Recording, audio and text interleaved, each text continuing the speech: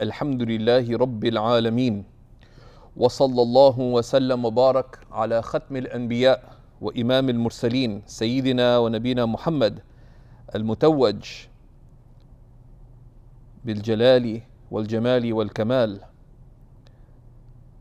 عبد الله على التحقيق والكمال وعلى آله وأصحابه وأتباعه إلى يوم الدين.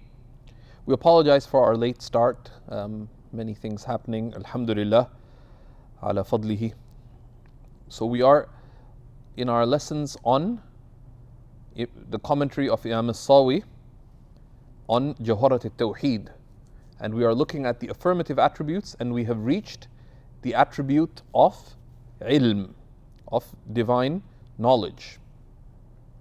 And the attribute of knowledge is an attribute that, if we reflect upon it, can help us in our journey of reflecting on the attributes of Allah and appreciating something of the vastness of the glory of Allah subhanahu wa ta'ala.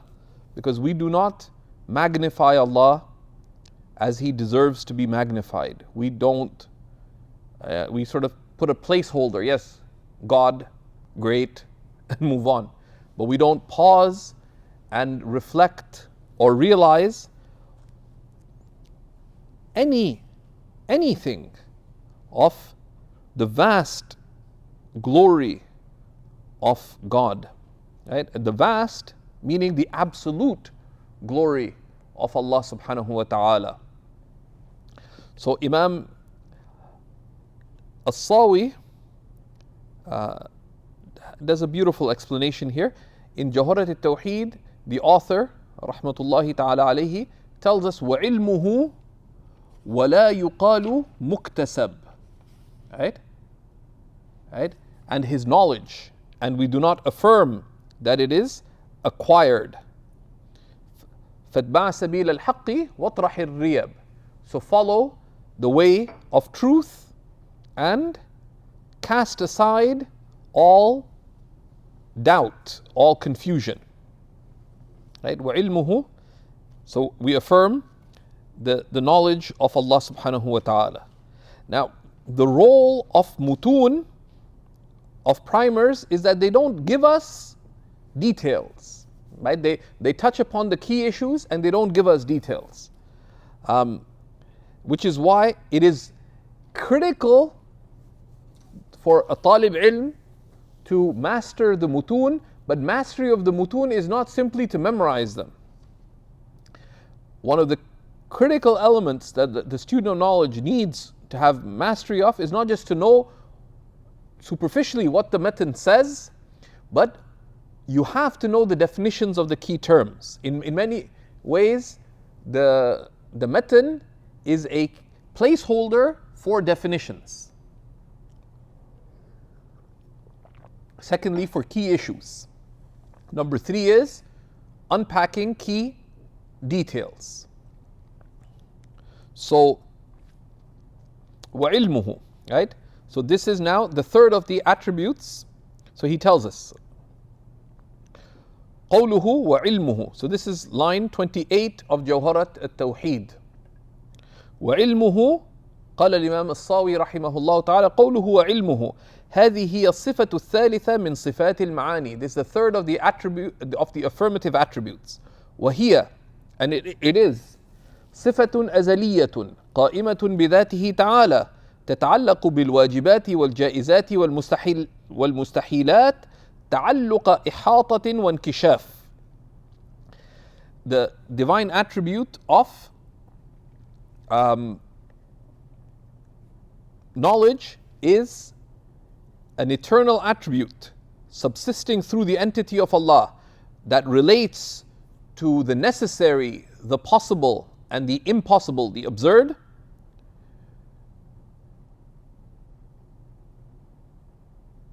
with a relationship that is encompassing and disclosure.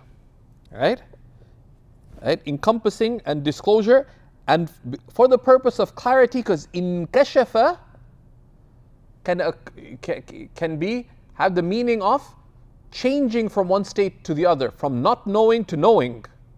Right? So some say تتعلق تعلق انكشاف دون سبق خفاء.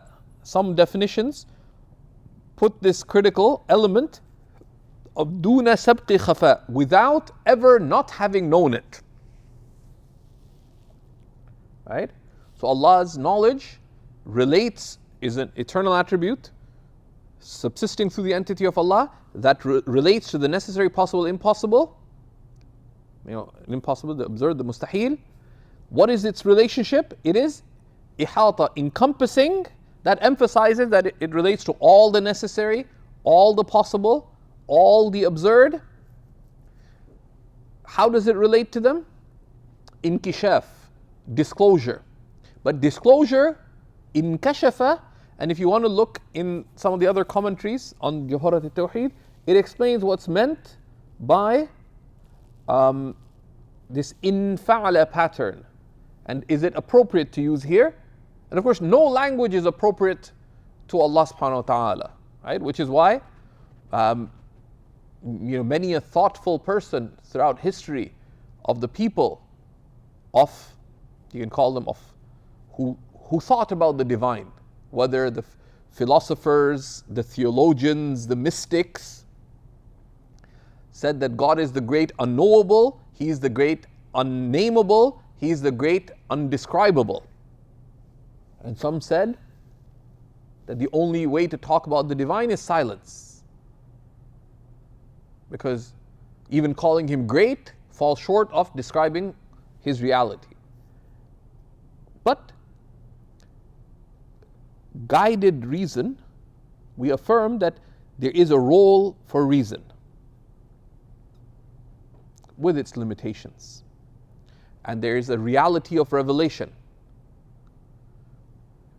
between reason that is given parameters, so it is empowered with humility, and secondly, with revelation, we have pathways to talk about the divine, right? And of course, we have to be very careful, because many people, in engaging, what we say about God is tawqifi, right? There are some things, and with respect, because it's a different discourse, maybe, but some people are talking now about the silent God, and they mean particular things. It's meant to be a bit sensationalist, to be honest, but that's not. As believers, we can't talk in that kind of way, right? But of course, what is meant by that is a different thing. It's a problem. That why doesn't God appear to intervene in the current crises? How appropriate is that language? Allahu alam, but at least certainly within our fold, we should not be talking in that way. Wallahu alam. But without, people use that as a bridge for talking with others, etc. And there's awjuh. So don't be hasty in judging anybody or criticizing anybody, especially those more learned to us. So duna sabqi khafa, inkishaf, disclosure, without previously not having known it. Why? Because as he tells us in the line of poetry, وَعِلْمُهُ وَلَا يُقَالُ مُكْتَسَبْ, and his knowledge, and it is not said that it is acquired. Right? So Allah knows eternally without that knowledge being acquired. So in knowledge, in knowing, you have the known, the act of knowing, and then you have knowledge, right? So if you have في التعقل, in terms of conceiving of knowledge, there is a tartib, there's an order, there is al-ma'lum, the known. Then you have al-ilm, then you have iktisabul ilm, the acquisition of that knowledge, and then you have husulul ilm, the attainment of knowledge. It is a great concern of theology to understand the nature of knowledge, to understand the nature of what is knowledge. And there are different definitions of this, right? And then, of course, knowledge is divided into, you can conceive of knowledge in general. What does it mean to know something? Then what is meant by, what is knowledge insofar as someone knowing? And then there's al-ilm al-hadith, what is knowledge, created knowledge? And then how do we conceive of knowledge with respect to the divine, with respect to Allah subhanahu wa ta'ala? Right? And, right? Imam Sawi is an expert educator. He's an imam, right? You'll notice something. Does he define for us what is knowledge itself? Not immediately, right? Not immediately, but you have to pay attention to things like that. He doesn't. Does he immediately give us a definition of what is knowledge? Here? No, right? That knowledge is this with respect to Allah. Now, the ulama are very purposeful, right? The later scholars, what they did, like there's a whole argument about all these things amongst the philosophers, the theologians, some, the Islamiyin, right? There's the falasifa and the Islamiyin. And within the fold of the Islamiyin, there's the mutakallimin, and then there's the fuqaha, the muhaddithin, others who engage in theological discussions from their own perspectives, even from the Sunni mainstream. And there's a lot of discussion about what is knowledge. He doesn't go into that, to simply put, right? If you're interested in looking further at this, there's a really one of the great scholars of the 20th century, Maulana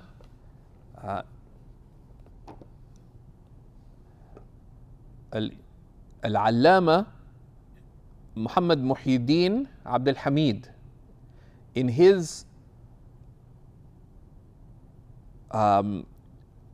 he just called it tahqiq, in his editing of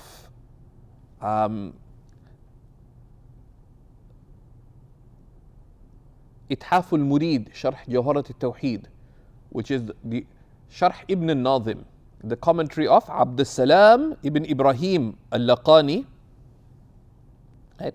So the commentary of Abd al-Salam ibn Ibrahim al-Laqqani, one of the commentaries of the son of Imam Ibrahim al-Laqqani, the author of the Jawhara, his Ithaf al-Murid has footnotes, and it's really a hashiyah. It's several times larger than, or it's larger than the Sharh itself by Shaykh Muhyiddin Abdul Hamid.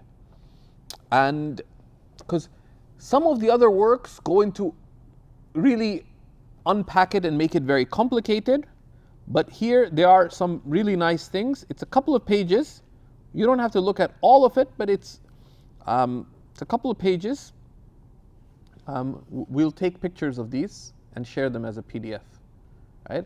And there are editions available of Sharh Jawharat al-Tawhid al-Musamma Ithaf al-Murid bi Jawharat al-Tawhid of Abd al-Salam ibn Ibrahim al-Laqqani, and recently has been published by Darud Daqqaq, and they publish a series of good books in Ash'ari Aqidah and other subjects.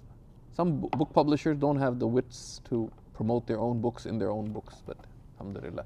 But it looks fundamentally, I'm not saying it's really good, but it seems to be reasonably good in its structuring. So he has a good discussion. And one of the things is, what is the, I wouldn't focus on the difference, but to focus just on the core things. He gives some definitions, etc. and it's good, you know. Um, Before we look at what's the proof that Allah subhanahu wa ta'ala has the attribute of knowledge, we can share two definitions of knowledge. Right? One is from Imam Abu Mansur al-Maturidi. And some of you will smile at me quoting Imam al-Maturidi here. And it's not part of any, well, it may or may not be part of any pilgrimage I'm involved in, but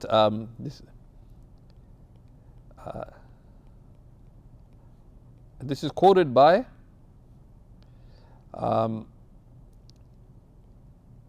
al-Bayadi in his work Isharatul Maram an Ibaratil Imam,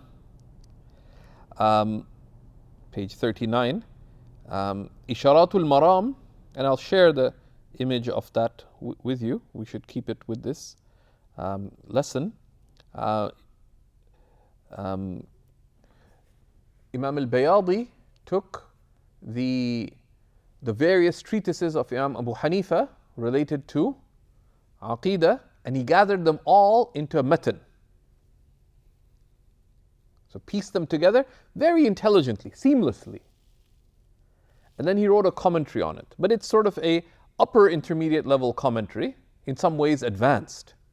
He does a lot of muhakama. He navigates a lot of the discussions of the theologians, and it is beyond our scope right now. But it's an excellent work, and the mashayikh had commended it and recommended it and so on. But the definition, and you can see it if you're on Basecamp, right? That Imam, that,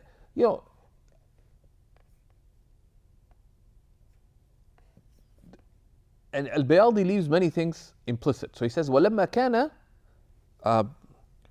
so anyways, we say, Abu Mansur al-Maturidi defined knowledge is صِفَةٌ يَتَجَلَّ بِهَا الْمَذْكُورِ لِمَنْ قَامَتْ هِيَ بِهِ. صِفَةٌ يَتَجَلَّ بِهَا الْمَذْكُورِ. It's an attribute by which the mentioned becomes manifest to the one this attribute is with. So, because basically knowledge uncovers, right? It's a quality by which things are. So you name something, right? You say a cat. Someone who knows, right? The meaning of cat is manifest to the one who has this quality, right? So al-Bayadi explains, أي صفة ينكشف به ما يذكر ويلتفت إليه لمن قامت به تلك الصفة, right? So knowledge discloses, basically, right?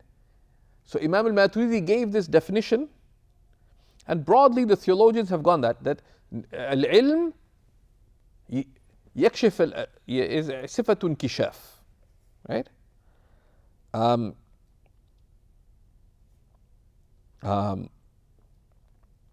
And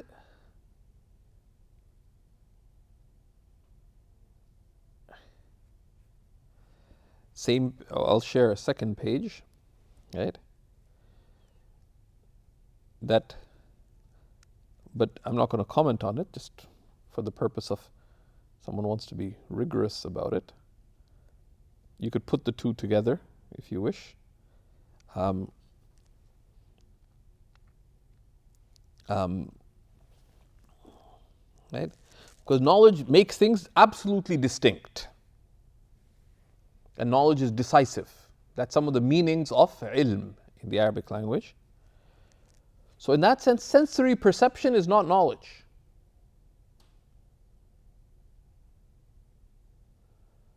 The meaning attained through sensory perception could be knowledge,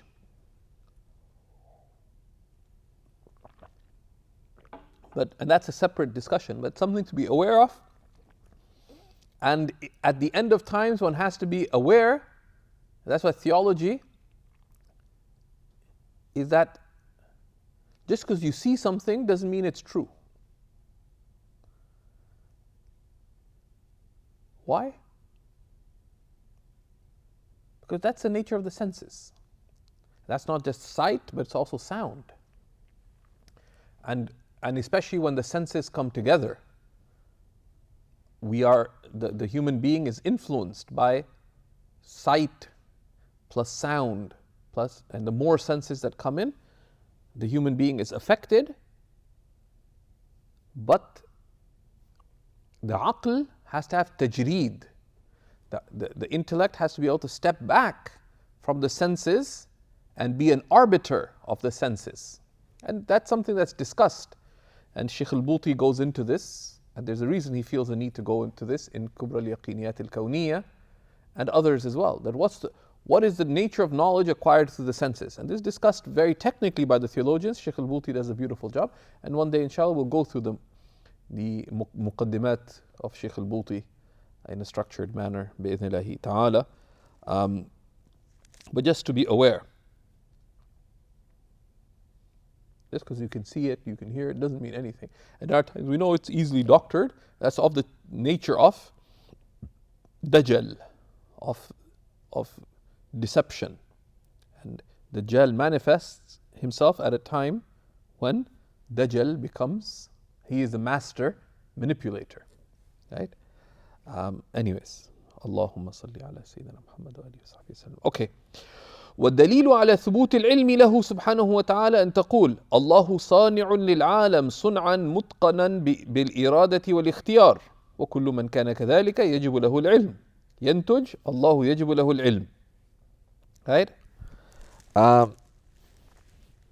The proof that Allah Most High has the attribute of knowledge is that Allah is the creator of this world with a precise and perfect creating with will and choice. And anyone who is like this requires the attribute of knowledge. Of course, يجب أي يتحقق له. Right? يجب, of course, not وجوب احتياج, but وجوب اتصاف. يجب أي وجوب اتصاف لا وجوب احتياج. Right? Right? He's necessarily characterized by it, not that he necessarily needs it. So we have to be careful about how we talk about the divine. Right? يجب وجوب اتصاف. Right? Anyone who's like this, who created this world in this perfect, precise fashioning with will and with choice. And we've looked at, this is based on the previous proofs that we've seen. Yantuj, this entails that Allah Most High is necessarily characterized with the characteristic of knowledge. It says, there's an objection arising. In qult, إن هذا الدليل أفاد علمه سبحانه بالجائزات فقط لا الواجبات والمستحيلات. This proof only establishes explicitly that Allah Most High knows the possible. Not that it doesn't necessarily establish that Allah knows the necessary or the impossible. قلت علمه بالواجبات والمستحيلات مأخوذ من عدم افتقاره للمخصص. Affirming that Allah Most High has knowledge of the necessary and the impossible is taken from Allah Most High not being in need of a specifier. Meaning, لأنه لو لم يعلم ذاته وصفاته وأن الشريك مستحيل عليه لكان محتاجا لمن يكمله. Because if he did not know his own entity or attributes and that a partner is absurd for him, then he would be in need of one who would perfect him. And we said that is absurd. So this is of the وَلَا يُقَالُ مُكْتَسَب, and it's not said that is acquired. Right? أي ناشئ عن نظر واستدلال, that we do acquired meaning resulting from reasoning and structuring of proofs. أو متجدد بعد عدم, or that is renewed after not having it. These are the aspects of acquisition. فيلزم عليه قيام الحادث به, because otherwise it would entail that originated thing subsists through Allah subhanahu wa ta'ala. تعالى الله عن ذلك. Allah is exalted beyond that. But then there's another objection. So of course, knowledge, there's a lot of discussion around it. Some of the philosophers argue that if Allah knows, and the Christians are, the Christian theologians are particularly confused about this. And some Muslims who delve into Christian polemics, for example, or debating Christians, find themselves in situations where, not knowing their own theology, they take stances, they take theological stances that, if they actually believed that, it is kufr. But the theologians the ulama are very careful in not deeming people kafir, because okay, he argued that point, he doesn't necessarily believe it himself, right? That's a simple, but it's very dangerous. That if God knows what you're going to do, then that's somehow forcing you. No, because knowledge is other than, that goes back to fundamental misappreciation of what is the divine, right? That's why the first principles, that God is the necessary existent. The necessary existent has those 5 attributes of negation. He's beginningless, endless, etc. Right? So God exists beyond time. Time does not relate to God. Time does not relate to the attributes of God. Therefore, it's obvious, knowledge is eternal. It's not subject to change. Time does not relate to it, so Allah does not acquire knowledge that He does not have. Therefore, past, present, and future are all the same to Allah. And this building block of knowledge is critical for us to appreciate qada and qadr. And how qada and qadr, decree and destiny, relate to human choice. Right? Because what is qadr?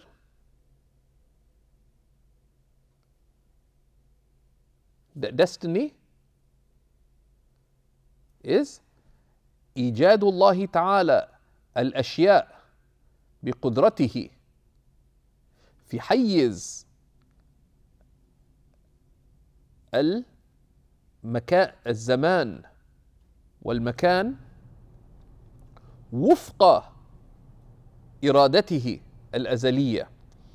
That qadr is Allah originating with His power the possible in the context of time and space, in accordance with His will. What is qada? Qada is تخصيص الله تعالى الأشياء بقدرته الأزلية في الأزل وفق إرادته الأزلية وفق علمه الأزلي. And divine decree is Allah specifying with His will some of the possible with some of what is possible for it, etc. in eternity, in accordance with His eternal knowledge. And what does knowledge do? Knowledge is sifatun kishaf, sifatun ihatatin wa inkishaf. Allah's knowledge relates to all the necessary possible and impossible eternally. That encompasses and discloses all the necessary possible and impossible where? Eternally, without not having known it. So Allah eternally knows, actively, as we'll see. When we look at the ta'alluqat more in detail, Allah eternally knows the necessary possible and impossible fully. Allah knows all that was, is, and will be, right? Beyond time. Time does not relate to it. And that's very important with respect to being able to have some sense of qada and qadr.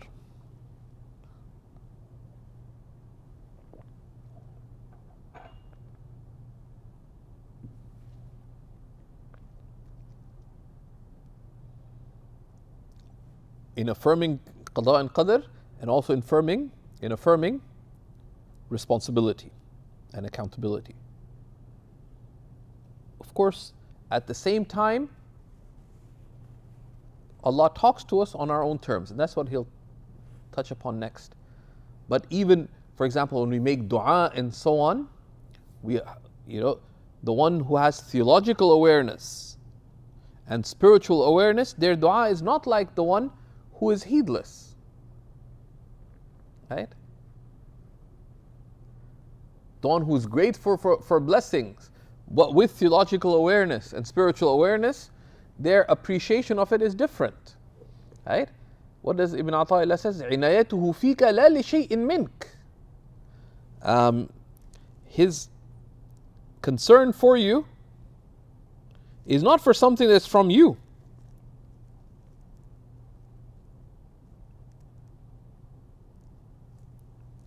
Right?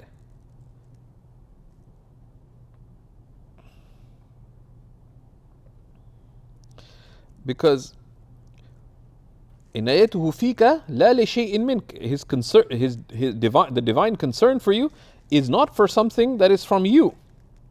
Right? وَأَيْنَ كُنْتَ حِينَ وَجَهَتْكَ عِنَايَتُهُ. Where were you when His divine concern was directed towards you? وَقَابَلَتْكَ رِعَايَتُهُ. And when you were faced by His nurturing. لَمْ يَكُنْ فِي أَزَلِهِ إِخْلَاصُ أَعْمَالٍ. In eternity, there was no sincerity of actions. وَلَا وُجُودُ أَحْوَالٍ. And there's no actual existence of state. بل لم يكن هناك إلا محض الإفضال. There was nothing there except pure divine largesse. وعظيم النوال. And tremendous favor. That's hikmah number 169. Right? Right?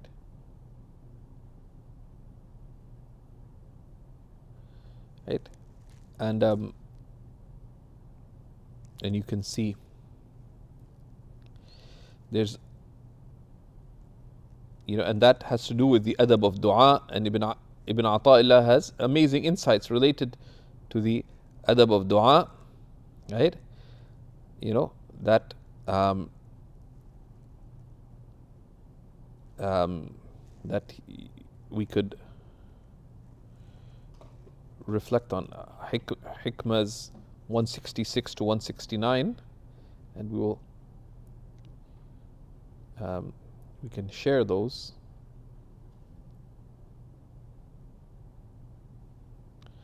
Bi'idhnillah. Right? So that should make us pause and be humbled. Right?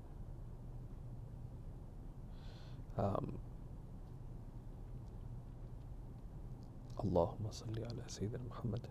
So that's, and we can't appreciate, we only have, we can, at least the mind only has glimpses of what eternity means. Right?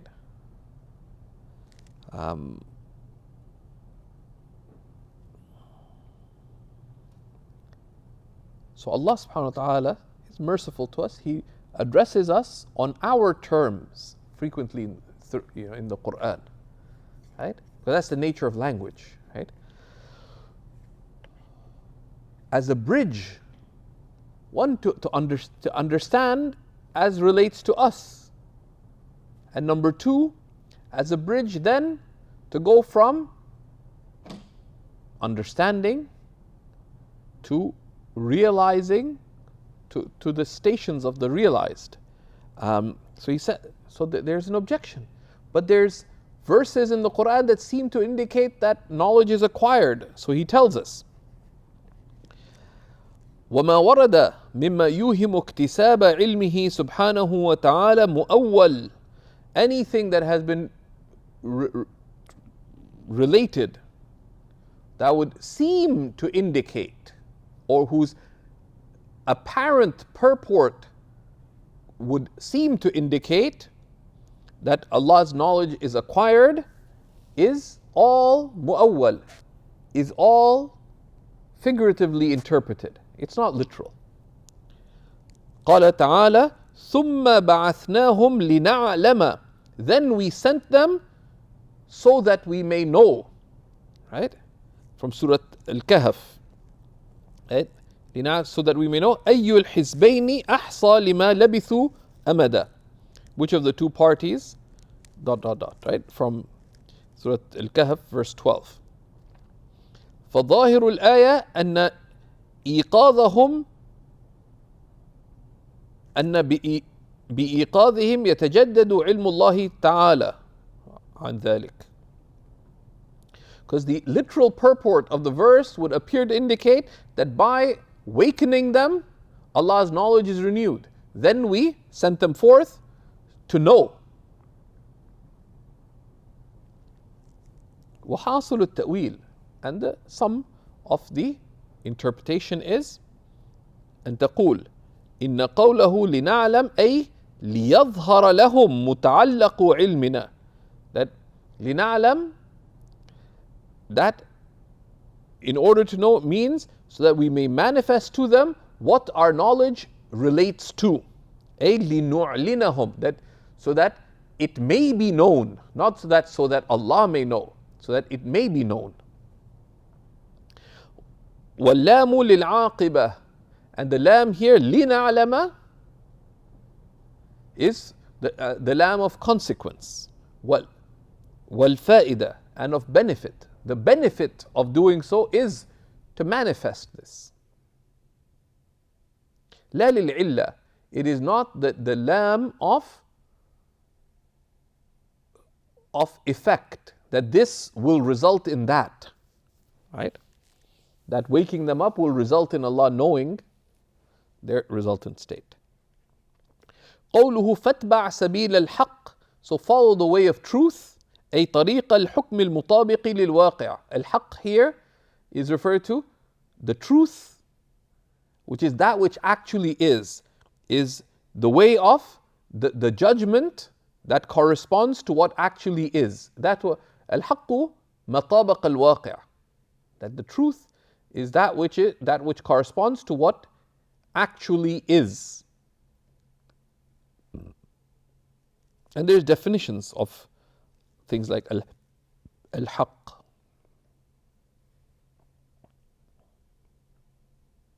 First, so what's true and what's real, right?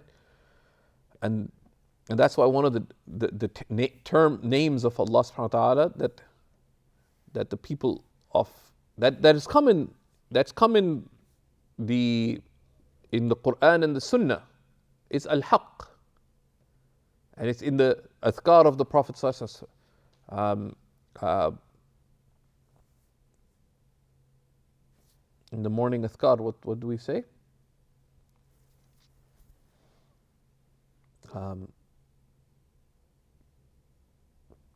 Al-Malik al-Haqq al-Mubin, right? And the people of the spiritual, because there's two. He is the real and the true, right? And his being the real, right? And the people of the spiritual path paid a lot of attention to that because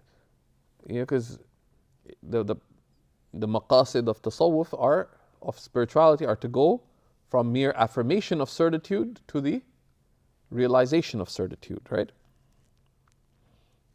So, watrah al-riyab, and cast aside doubts, confusions. جمع ريبة أي اطرح الشكوك, أي cast aside doubts. وكلام أهل الزيغ, and the discourse of the people of misguidance, such as the Mu'tazila, who don't affirm the affirmative attributes, right?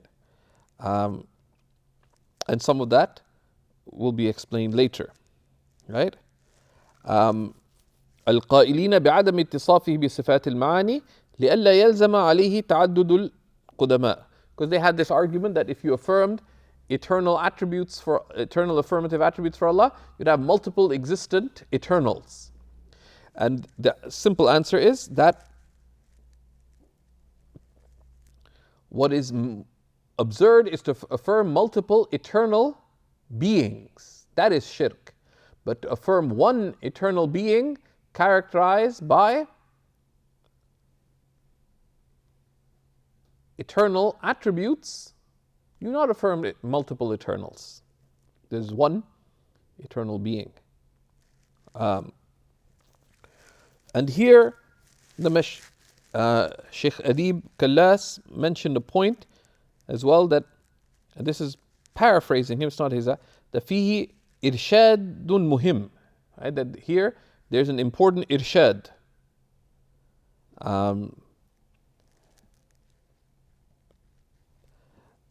أن لا يتمادى المسلم مع خواطر السوء, that a Muslim, a believer, the mu'min, should not let themselves go with ill thoughts. المتعلقة بالشك في الإيمان, connected to thoughts related to beliefs.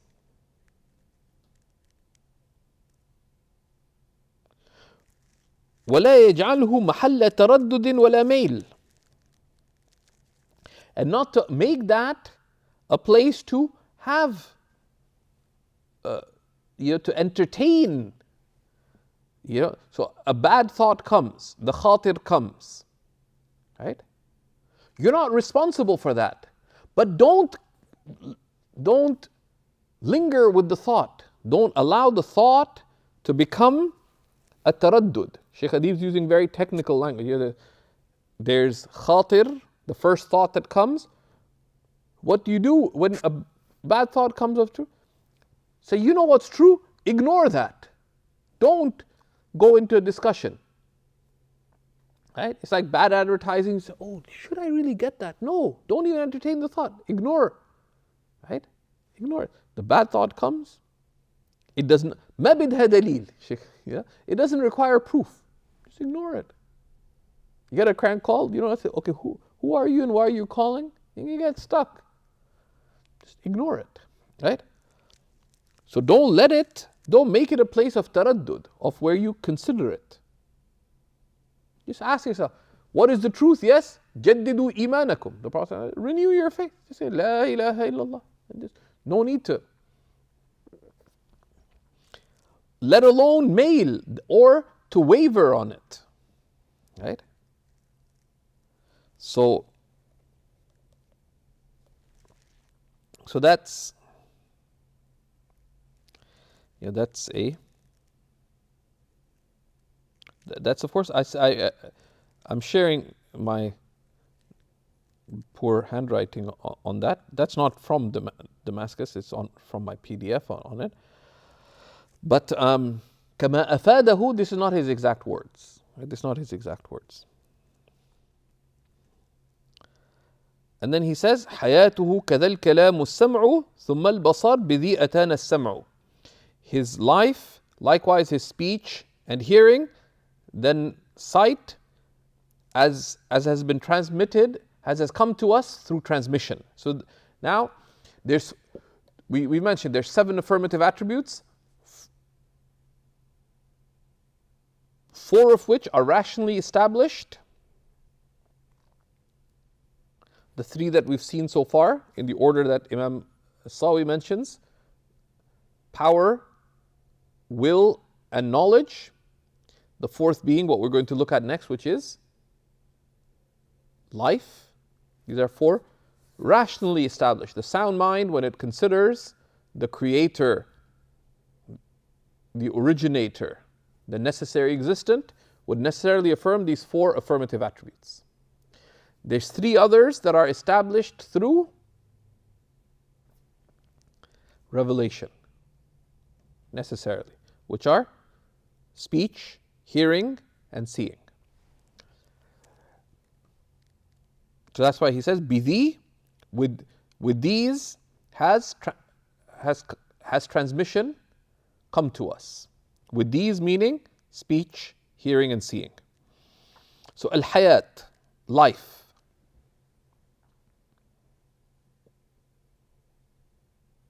Life is, simply put, a condition, right? Because there's a difference. Something that exists, either it has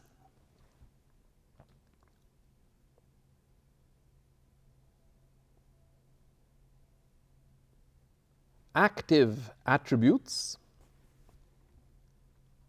right, or not. And active attributes meaning, does this existent thing know? Does it choose? Does it act? i.e., does it have knowledge? Does it have will? Does it have power? Let alone, does it do these other things that, let's say just the core, these three essential affirmative attributes, right? Or not, right? For an existent thing to be characterized by these affirmative attributes, which are also called, which are essential to creating, right? That the creator necessarily, I mean, you create with power. And if it's willful creating, it was in accordance with will. And the one who chose knows. So the one who has these characteristics necessarily is characterized by life, as opposed to something that exists, a rock. Right?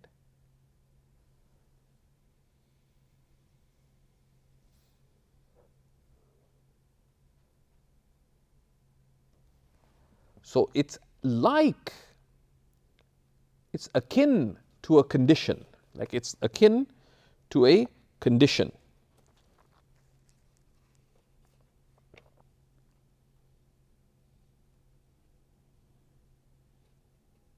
Right? So that's why Imam Sanusi defined it as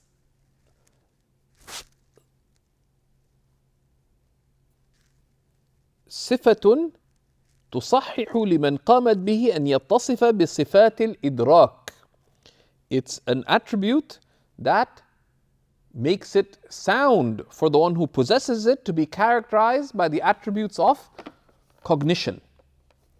And صفات الإدراك are these attributes of knowledge, will, and power, etc. He gave a definition that encompasses يعني الحياة القديمة والحياة الحادثة. Imam Sanusi gave a definition and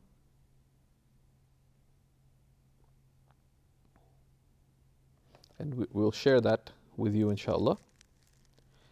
So that's that. Right, to be characterized by these attributes, it entails that they have the attribute of life.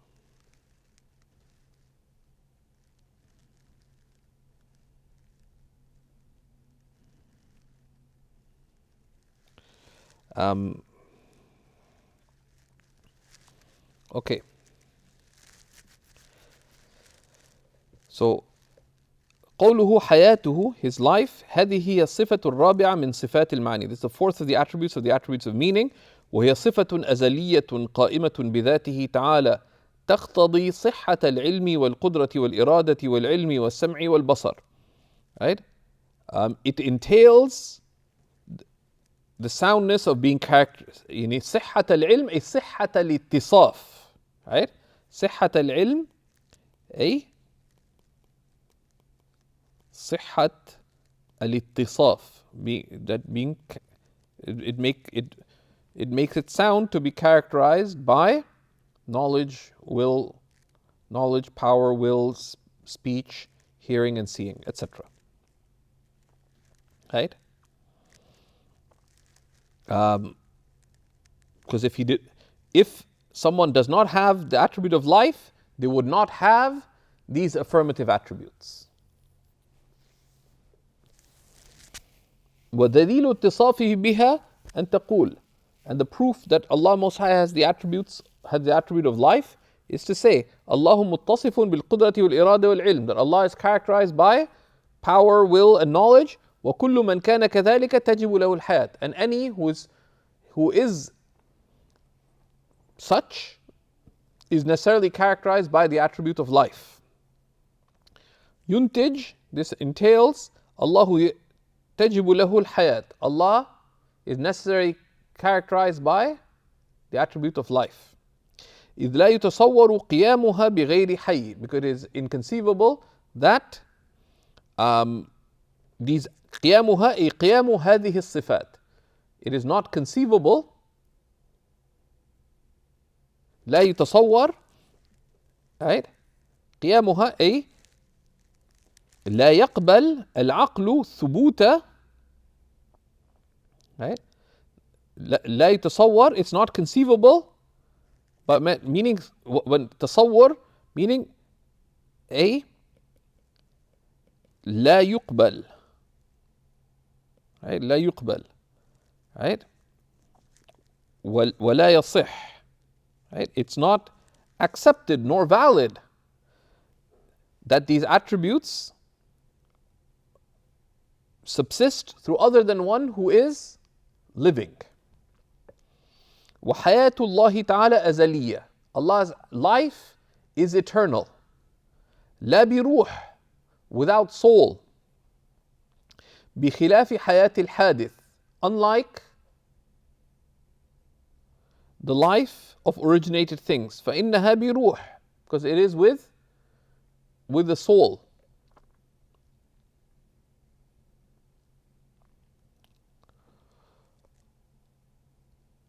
Of course, this leaves fundamental questions of what exactly does it mean to be alive, etc. The ulama let's transcend all of that conversation, right? And that's why the mabhath of ta'alluqat is so powerful.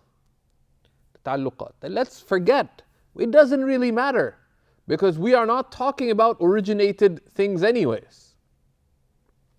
So at the end of it, and this is why to navigate the earlier books, Shaykh Hassan would say that, look, for a talib ilm to have deep knowledge, they need to have studied كتب المتأخرين وكتب المتقدمين وكتب المعاصرين.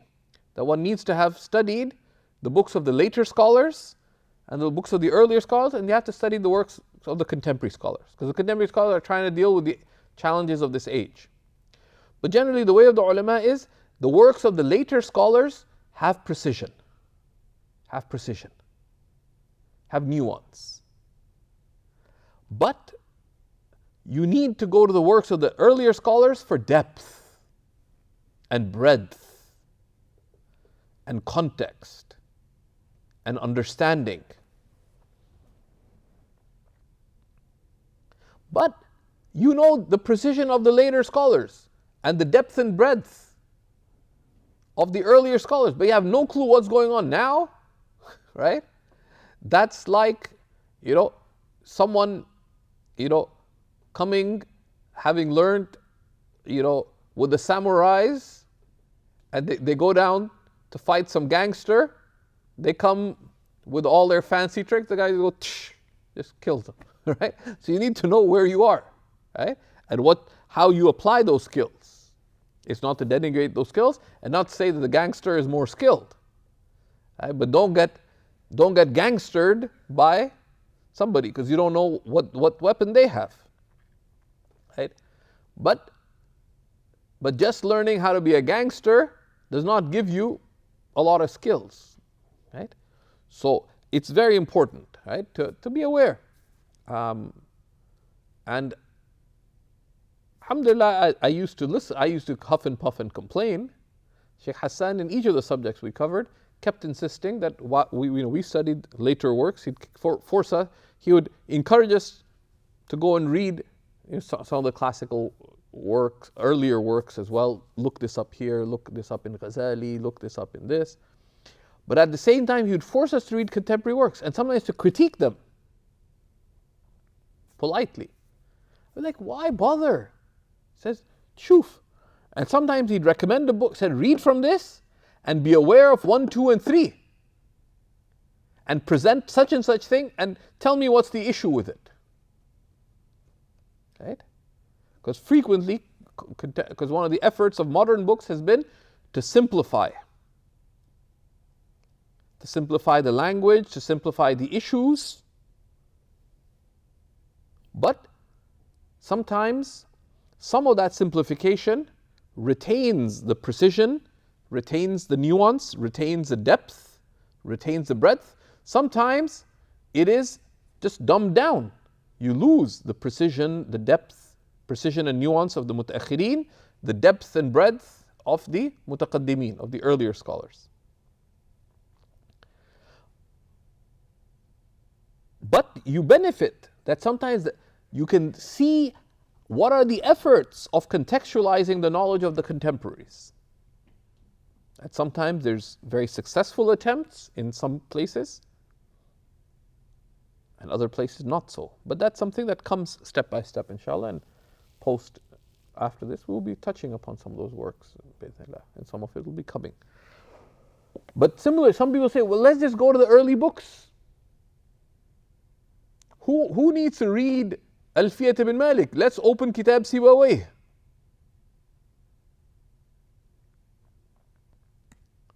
Who needs to read Lubb al-Usul or Jam' al-Jawami' in sort of Shafi'i Usul? Let's go to al-Umm of to the Risala of Imam al-Shafi'i.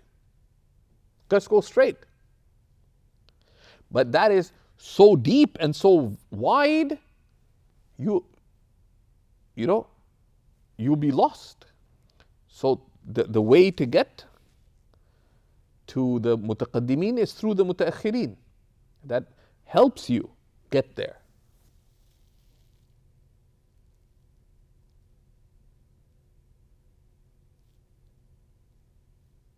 Someone who just lives on contemporary writing will not get what you get from the mutaakhirin and the mutaqaddimin. But ultimately, one needs all three. And that's why one needs ustadhun mahir, right? With an expert teachers. And one needs to follow their guidance on that. That's a فائدة جليلة قل ما ينتبه إليها بشمولها حفظه الله تعالى. So we'll stop at the attribute of speech. This is of the deeply contested and argued issues. The worth of Imam Sawi's commentary, for example, even amongst the commentaries on the Jawhara, is the degree of clarity that he gives without, confusing us. Right? Without confusing us. Sifat al-Kalam. So we'll look here بإذن الله تعالى وصلى الله على سيدنا نبينا وحبيبنا محمد وآله وصحبه وسلم والحمد لله رب العالمين.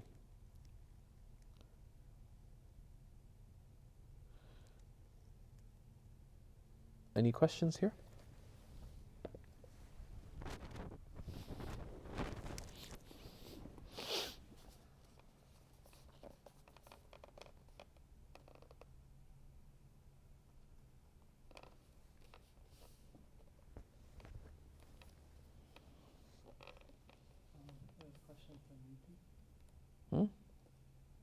Someone was asking if evil thoughts or doubts come to your mind, will you be punished? Will one be punished? No.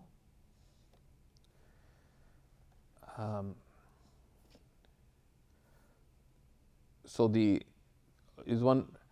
thing is, what is the point of responsibility, right? So first we have to understand that we are responsible for choices, right? We are responsible for choices, right? For ikhtiyar, right? When does a choice arise, right? So thoughts, these are called maratibul khawatir, the levels of thoughts. And there are 5. And we have some answers related to that on Seekers. You can see the levels of thoughts, am I accountable for my thoughts, etc. You can find a number of these. And the ulama go, and sometimes they have slightly distinct naming for especially number 4 and 5, because different expressions have come, because there's different words for these things in Arabic just as in English, right?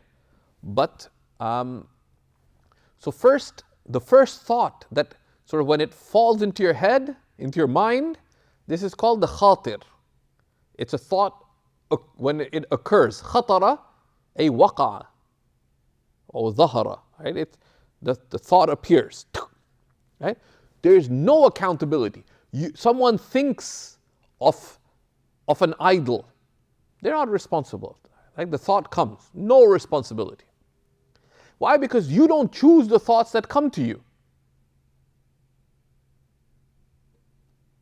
You don't choose the thoughts that come to you. That has other emotional implications too. I feel sad. Well, how you feel in terms of the thoughts that occur to you, you're not responsible. You're responsible for the choices you make on the basis of that. So the first thought that comes, no responsibility. Then there's a khatir. Then there is the taraddud. Then there is the consideration. You're like, what's with that idol? Now this is more dangerous because why are you thinking about it? But there's no accountability. You're like, what's with that? But then someone inclines. They think, I like baby blue. وَالْعِيَاذُ بِاللَّهِ ثُمَّ الْعِيَاذُ بِاللَّهِ, right? The idol is baby blue colored. Like I kind of like baby blue. You're not responsible for that inclination. Looks kind of cute.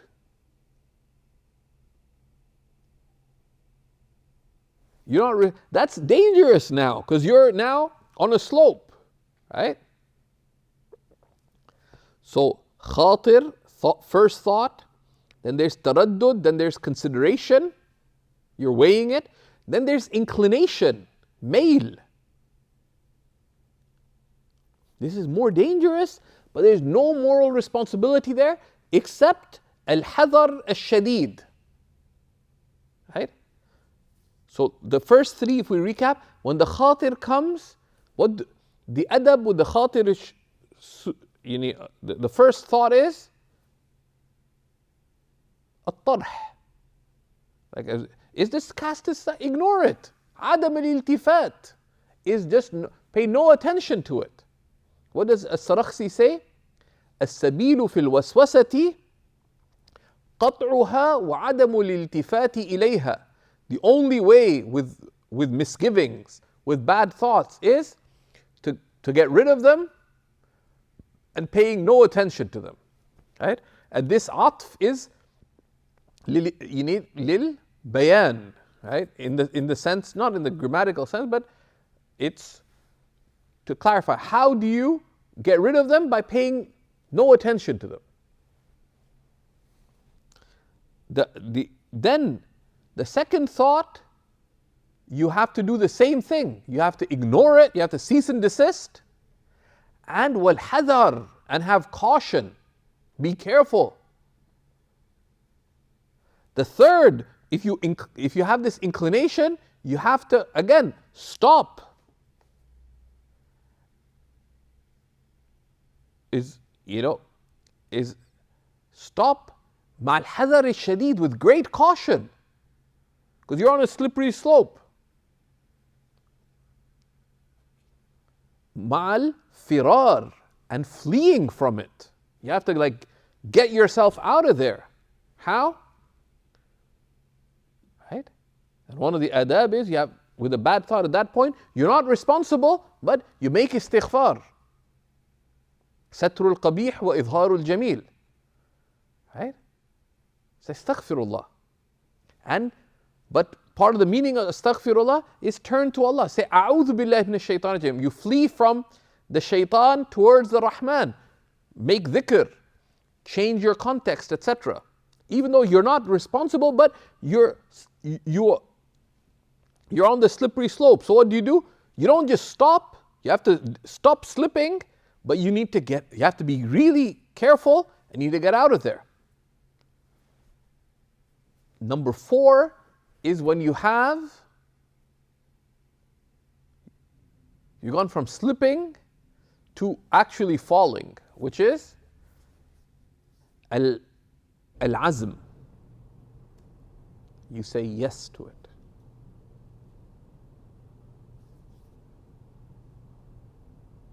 Or you say al-jazm and then azm. Al-jazm, when you say yes to it, when you accept the thought. And that's where responsibility arises, when you say yes to it. Or you have not just jazm but azm, you're going to do something about it. Where you embrace it and act upon it outwardly and inwardly. That's number 5. Right? And that's where, so between 4 and 5, when you say yes to it and then to decide to embrace it or act upon it, that's where moral responsibility arises. A very simplified way. There's discussions on items 4 and 5. But just keep away from it and you stay safe.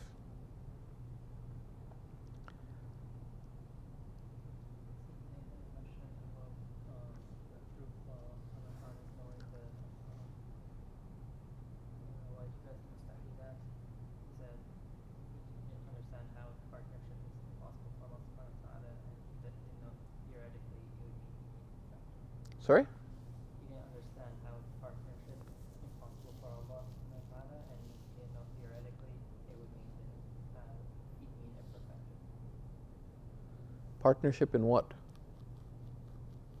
Having a shaykh. That's the Burhan al-Tamanu'. لو كان فيهما آلهة إلا الله لفسدتا. We've gone through the proof. Burhan al-Tamanu' or Dalil al-Tamanu'. So since that's a good question, to make sure we understand Burhan al-Tamanu' or Dalil al-Tamanu', we can look it up in Kubra al-Yaqiniyat al-Kawniyah. Right? Specifically that. In Burhan al-Tamanu', look it up in Kubra al-Yaqiniyat al-Kawniyah. And Omar will be really nice to Zain, so Omar will look it up, share it, and then we could do a brief. I'd like you guys to briefly present to me. Each one of you has to be able to present to me Burhan al-Tamanu'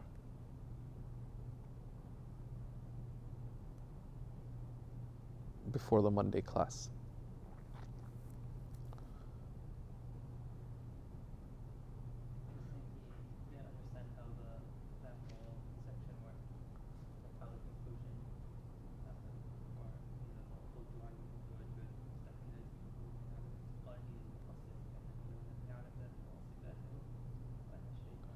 Oh, so you're talking about with respect to the attribute of knowledge.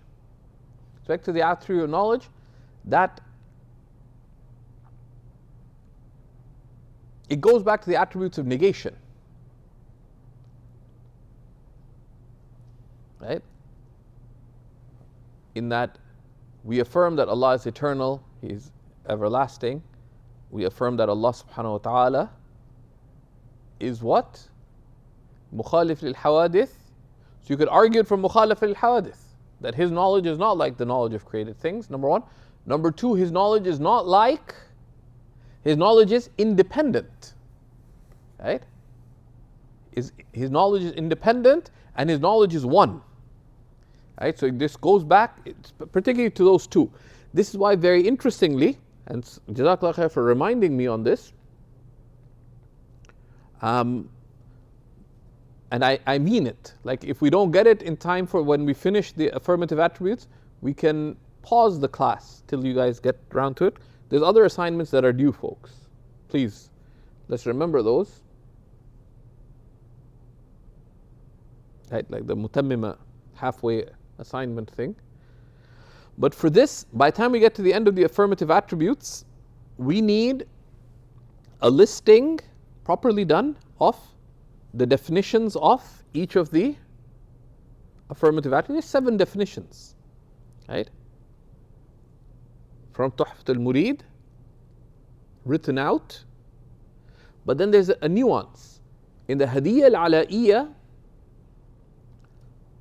in the footnotes, the Ta'liqat al-Mardiyya of Shaykh al-Burhani, he has 7 matalib for each of the affirmative attributes.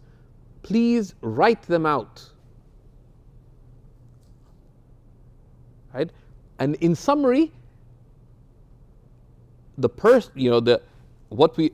each of the attributes has the attribute of existence, the 5 attributes of negation apply to it, and it has a meaning that's affirmed for it. It's a beautiful way of conceiving of each of the attributes. So Allah's knowledge is necessarily eternal, beginningless, endless, distinct, independent, and one. And it discloses, and it has its role. Now, if He did not know all things, then it would be dependent. And we've already taken that Allah Himself, and therefore His attributes, are independent. We've already taken that Allah is one. What is oneness? What is oneness? What is the definition of oneness?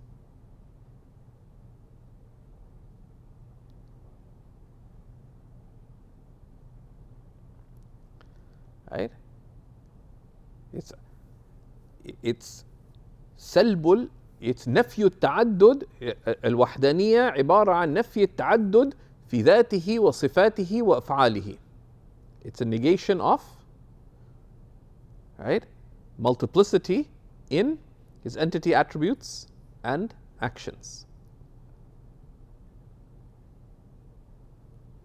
Therefore, we already take that's Allah subhanahu wa ta'ala's oneness. The Kam al-Muttasil and the Kam al-Munfasil. This is why this breakdown that Shaykh al-Burhani has, which I believe is taken from Miftah al-Jannah by Mawlana al-Hashimi radiyallahu ta'ala anhu wa qaddasa sirrahu wa nafa'na bihi wa biman akhadha anhu wa biman akhadhu anhum, is significant. So these are 2 assignments. Let's stop there while we're still not what? So there's 2 assignments. Omar Kubra al-Yaqiniyat. Number 2, everyone needs to do the attributes. And the attributes meaning all of them. Wujud, Sifat al-Salbiya, Sifat al-Ma'ani. Right? In a clear, presentable way, title, and each separately. I know there's time to collaborate, and in a clear, clean way, لها 7 matalib or whatever he mentions, to write those out logically. If you want to do more than that, as we mentioned, you could chart it. The affirmative attributes, they have some shared things, and then each one, there's a ta'alluq component, right? Right? There's a ta'alluq component. And we're supposed to have done that before, so this is consolidation. Alhamdulillah.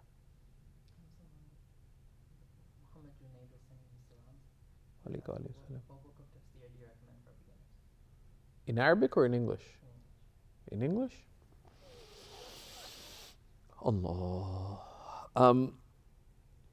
One thing just to be wary about, like we talked about in the lesson, if you're there, Sayyid Muhammad, that there's early works, there's late works, and there's contemporary works, right?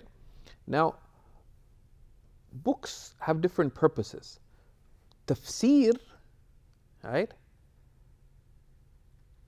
Classically, the great works of tafsir were written for ulama. Now, ulama weren't only people who busied themselves in scholarship. And we have to keep in mind that the educational framework of Muslim society was rooted in revelation and the Islamic sciences. So if you became a medical doctor, you would study the Islamic sciences plus the natural sciences and the sciences, and the liberal arts, so to speak, and then you would specialize in medicine, and this is a shared curriculum. So the educated person would access the educated person by definition would be someone who went through an educational system, at least to some level, right? So you expect that the educated person would have the background to be able to access these works of tafsir at a level that's suitable for them. There's some that were written for the generally educated person, and there's others that were written for the specialized educated person, right? These are the specialized tafsirs for legal specialists or specialists in Arabic language, specialists in the other sciences. One of my teachers, who's a world-class faqih, he found out that, in his readings he found out that one of the great imams of the spiritual path that he ascribes to, Abu al-Abbas al-Mursi, used to teach in his lessons the tafsir of Ibn Atiyah. More than 2 decades ago he mentioned this. So he decided to study Tafsir Ibn Atiyah with a very respected scholar that he had access to. A learned, respected, well-rounded scholar. That scholar knew the Arabic language, but was not deeply specialized in the advanced sciences of grammar and rhetoric. And they were struggling through Tafsir Ibn Atiyah, because it's a specialized work, right? So even amongst the scholars, there's the specialized tafsir. Different people have different aptitudes for accessing it, right? Some tafsir are dependent upon deep understanding of the science of hadith, because they are technical when it comes to transmission. Others require knowledge of theology, requires knowledge of law at a deeper level than the general tafsir. So one needs to be aware of that reality. So why am I mentioning this? Because there's a blind movement to translate great texts of the Islamic civilization, which is nice.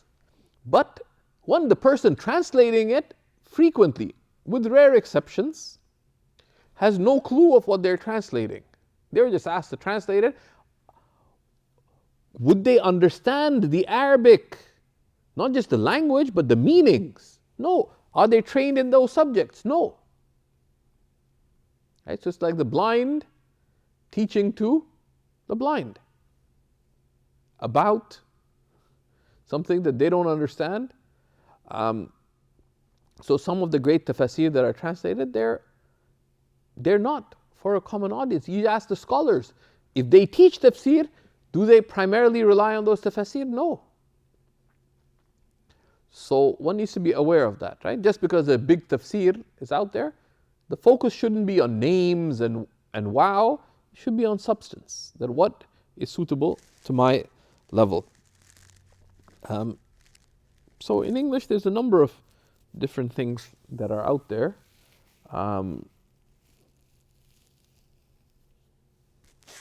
And broadly, rather limited in our choices, sadly. Of what's available out there that can be recommended is Ma'ariful Quran. It's fully translated, even available in app format and other things, and that can be benefited from. At a very brief level, if you go to several Quran apps now feature, so altafsir.com from Jordan has a couple of classical tafasir that they've translated into English, they were translated for different reasons and as a service that they could provide. But just because it's translated doesn't not necessarily mean it's for you. But they include tafsir, the tafsir of Maulana, the tafsir al-Jalalain is translated there. There's also a tafsir that its ascription to Ibn Abbas is weak, which is it's famous as called Tanwir al-Miqbas fi tafsir Ibn Abbas. The chain of transmission of that tafsir ascription is very weak. Imam Suyuti, I believe in al-Itqan fi ulum al-Quran, possibly elsewhere as well, does a brutal takedown. That's not really generally the nature of Imam Suyuti, but he does a brutal takedown of that transmission. But as a tafsir per se, the ulama have praised it. And the translation is a good translation. There's some esoteric tafasir that are not tafsir per se. They have their role. So there's a few tafasir there. So I would recommend, those are a few resources that one can benefit from. There's a Mukhtasar Tafsir Ibn Kathir. We just have to be aware that it's not really the tafsir of Ibn Kathir. In that an abridgment shortens something, but for it to be abridgment of someone else's work, it has to be representative of what they're saying. Right? So for example, if someone asks me to describe coffee, and I said, coffee is a delicious drink, it's hot, it's dark, and it's bitter, but it's very tasty, and I love it. So someone said, Shaykh Faraz said, coffee is bitter and dark. Is that an abridgment of my words? No, why? Because it does not convey what I said. That's why they define al-ikhtisar, taqleelu al-mabna ma'a ibqa' al-ma'na. It's to reduce the size of what is said but while retaining the meaning. So the translations of Ibn Kathir, of the abridgment of Ibn Kathir, don't do that. Right? Ibn Kathir was a Sunni, as an Ash'ari scholar. He was a Shafi'i jurist. His understandings and interpretations are in line with mainstream understandings. He was not a literalist. Though he was a traditionalist, he was a muhaddith. But he was, so what's done is when he mentions three interpretations of something or some word he mentions, it has three senses in the Arabic language, they'll retain one sense, making it say something that's not, as if I'm saying coffee is bitter. Right? And one example of that is to look at how they abridge istiwa. So these are not abridgments, these are distortions. They are reductionist distortions. Right? So just the fact that they're translated, one needs to be wary. Another way to benefit from tafsir is to listen to the accessible scholarly tafsirs. Accessible scholarly tafsirs. We have a number of these available both as on-demand courses at Seekers, with Sheikh Abdul Rahim Riyasat, with myself, with Sheikh Yahya Rodus, and a number of others. We've covered the Fatiha and the short surahs. We've covered Surah Al-Kahf, Surah Al-Waqi'ah,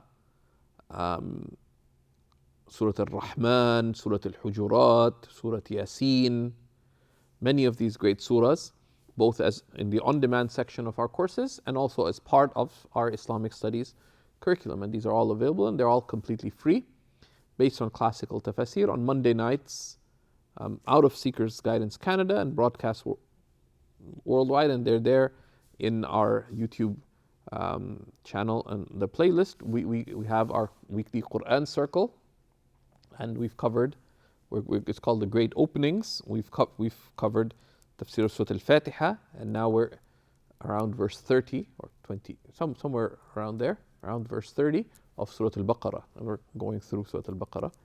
And that's one of the ways of connecting. Shaykh Abdul Rahim Riyasat has a weekly Quran certificate, which you can, if you go to seek, if you just Google Quran certificate Seekers Guidance, it'll come up, inshallah. That's on a weekly basis. The previous sessions are recorded. That's an 18-month program to cover essential Quranic literacy. Shaykh Abdul Rahim will also be starting a 3-year tafsir of the whole Quran beginning to end, beginning on the first day of Ramadan, bi'idhnillahi ta'ala, daily, half an hour a day. So you have to cover 10 juz a year to cover the whole tafsir. So that's part of connecting to a living teaching with people who are qualified to teach that one can benefit from extensively, bi'idhnillahi ta'ala. So we'll stop there. We'll be starting our class on the Tariqa al-Muhammadiyya in 5 minutes. Wa sallallahu ala Sayyidina Muhammad wa ala alihi wa sahbihi wa sallam, walhamdulillahi rabbil alameen.